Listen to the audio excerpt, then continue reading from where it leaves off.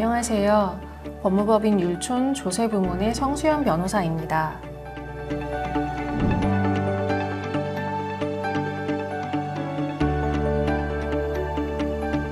오늘은 더 낸 세금을 돌려받는 방법, 절차에 관하여 알아보고자 합니다.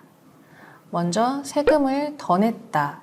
그래서 돌려받을 세금이 있다 라고 할 때 그 더 낸 세금이 성격이 무엇인지에 따라 돌려받는 방법이 달라지기 때문에 그 구분을 알아보겠습니다. 첫 번째로 오납액입니다. 이것은 세금 납부 또는 징수의 기초가 된 신고 또는 부가처분이 부존재하거나 당연무효임에도 납부 또는 징수된 세액을 말합니다. 즉 신고나 부가처분 등 조세채무의 유효한 확정행위 없이 납부된 세액을 말합니다.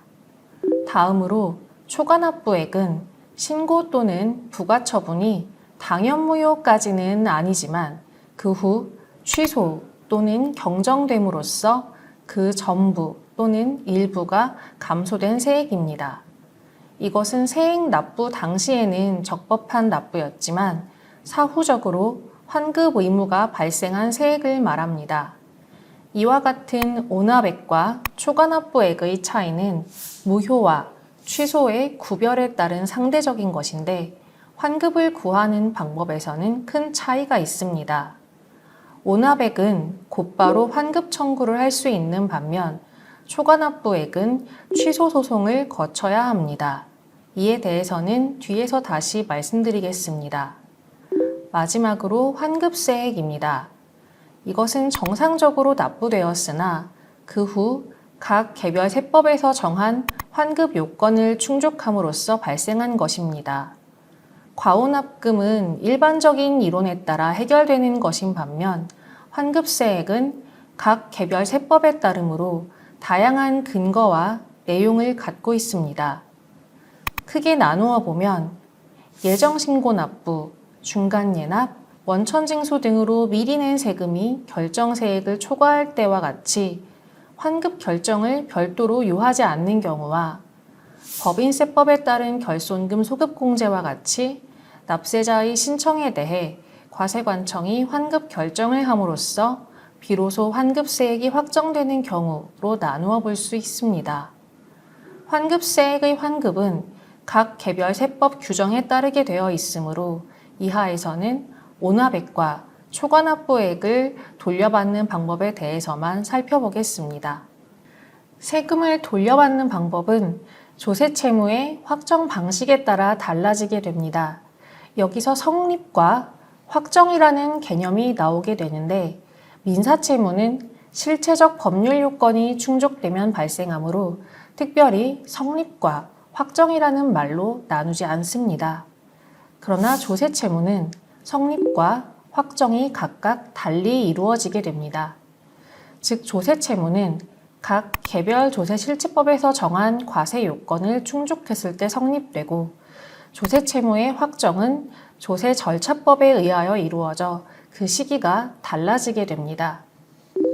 조세채무의 성립은 일정 시점에 특정인에게 과세물건이 귀속하여 조세실체법에 따라 과세표준과 세액을 산출할 수 있는 상태가 되면 해당 법률에 따라 납세 의무가 성립합니다. 가장 쉬운 소득세나 법인세, 부가가치세를 기준으로 말씀드리면 이러한 기간과세 세목에서는 과세기간이 종료될 때 조세채무가 성립하게 됩니다. 다만 이렇게 성립한 것은 추상적 채무일 뿐이고 이를 구체적인 금전 채무로 바꾸기 위해서는 국가와 납세자 사이에 그 내용을 확인하는 절차를 거쳐야 하는데 이러한 절차를 조세채무의 확정이라고 합니다. 이것을 누가 하는지에 따라 납세 의무자가 할 경우에는 신고, 과세관청이 할 경우에는 부과라고 합니다. 신고납세 방식은 납세 의무자가 스스로 납세 의무 성립 요건의 충족, 과세표준 및 세액을 확인, 즉 신고함으로써 확정하는 방식입니다. 여기에 해당하는 것에는 법인세, 종합소득세, 양도소득세, 부가가치세, 취득세 등이 있습니다. 부가과세 방식은 과세관청이 과세표준과 세액을 확인, 즉 결정하여 조세채권이 확정되는 방식으로 상속세, 증여세, 종합부동산세, 재산세 등이 있습니다. 한편 자동 확정 방식은 조세채무의 확정을 위하여 특별한 절차가 필요하지 않은 것을 말합니다. 성립과 동시에 법이 규정에 따라 확정되어 곧바로 구체적인 금전 채무가 됩니다. 이러한 세금에는 원천 징수하는 소득세와 법인세, 그리고 인지세 등이 있습니다. 이제 본론으로 들어가 초과 납부액, 즉 납부 당시에는 적법한 납부였으나 사후적으로 환급 의무가 발생한 세액에 대한 환급 청구 방법을 알아보겠습니다. 먼저 과세관청에 부과처분이 있는 경우, 부가과세 세목이거나 신고납세 방식의 세목인 경우에도 증액 경정 처분이 있는 경우가 해당될 것인데, 이러한 경우에는 해당 부과처분에 대하여 직접 불복하면 됩니다. 다음으로 과세관청에 부과처분이 없이 납세 의무자의 신고납세 방식으로 확정된 경우, 1차적으로 과세관청에 감액 경정을 구하는 경정 청구를 하게 되고, 만약 과세관청이 이를 거부할 경우 해당 거부 처분에 대하여 불복하게 됩니다. 경정 청구에 대해서는 뒤에서 자세히 말씀드리겠습니다. 한편 원천징수세의 경우 일정한 경우 경정 청구를 허용하고 있습니다. 이때에는 일단 경정 청구를 하고 과세관청이 경정 청구에 대하여 거부할 경우 그 거부 처분에 대해 불복하면 됩니다. 한편 원천징수 의무자가 원천세액을 자진 납부한 후 원천징수 의무를 다투려면 민사소송으로서 부당이득 반환소송을 해야 합니다. 행정소송 등으로 다투고자 한다면 원천징수세액을 납부하지 않은 채 징수처분, 즉 납부고지에 대해 불복하는 방법이 있습니다. 한편 본래 원천징수세는 자동 확정 방식이나 소득금액 변동 통지가 있는 경우 이러한 행정작용에 따라 원천징수 의무가 발생하게 된다는 특징이 있습니다. 이에 따라 행정처분에 해당하는 소득금액 변동 통지에 대해 그 취소를 구해야 합니다. 앞서 과세관청의 부과처분이 없이 납세 의무자의 신고납세 방식으로 확정된 경우 이를 돌려받기 위해서는 먼저 경정 청구를 해야 함을 말씀드렸습니다. 그리고 원천세의 경우에도 일정한 경우 경정 청구가 허용되고 상속증여세는 부가과세 세목이기는 하지만 경정 청구가 허용되고 있습니다. 경정 청구란 과세관청이 부과 제척 기간 내에 증액 경정할 수 있는 권한이 있는 것에 대해 대응하여 납세 의무자에게도 감액 경정을 청구할 수 있는 권한을 부여한 제도입니다. 경정 청구는 크게 통상적 경정 청구와 후발적 경정 청구로 나누어 볼 수 있습니다. 먼저 통상적 경정 청구는 과세표준 신고서를 법정 신고기한 내에 신고한 자, 그리고 기한 후 신고를 한 자에게 허용되는 것으로 법정 신고기한 후 5년 이내에 감액 경정 또는 결정을 청구할 수 있는 제도를 말합니다. 한편 후발적 경정 청구는 과세표준 신고서를 법정 신고기한 내에 신고한 자에게 허용되는 것으로 과세표준 및 세액의 계산 근거가 된 거래 또는 행위 등이 심판, 심사청구 결정이나 소송에 대한 판결에 의하여 다른 것으로 확정된 경우 등 일정한 후발적 사유가 발생한 것을 안 날로부터 3개월 이내에 청구할 수 있습니다. 이러한 경정 청구에 대하여 과세관청이 거부할 경우 뒤에서 보시는 과세처분에 대한 구제 절차와 마찬가지로 전심 절차를 거쳐 행정소송으로 나아가면 됩니다.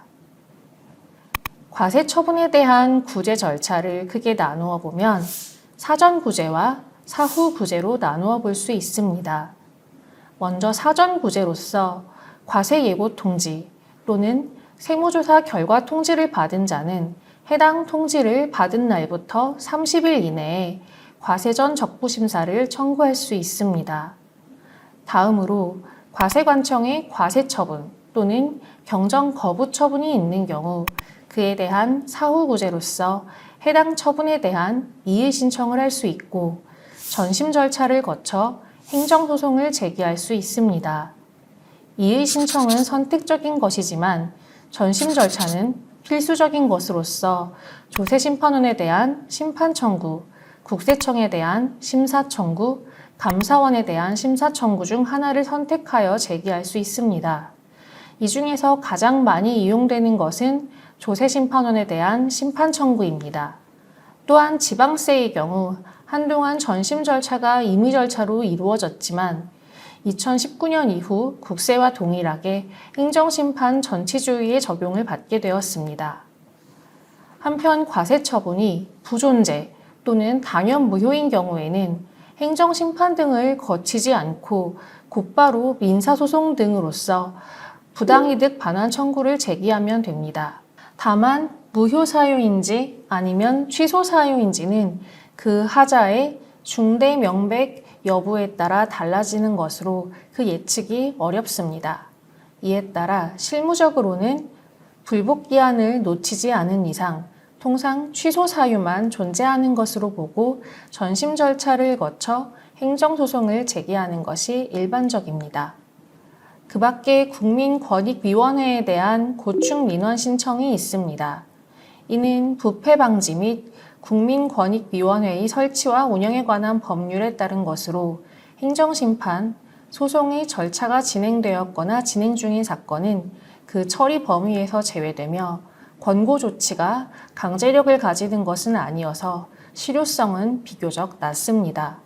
그 밖에 국세청 훈령인 납세자 보호 사무 처리 규정에 따른 고충 민원 신청 제도도 마련되어 있다는 점도 아울러 참고하시기 바랍니다.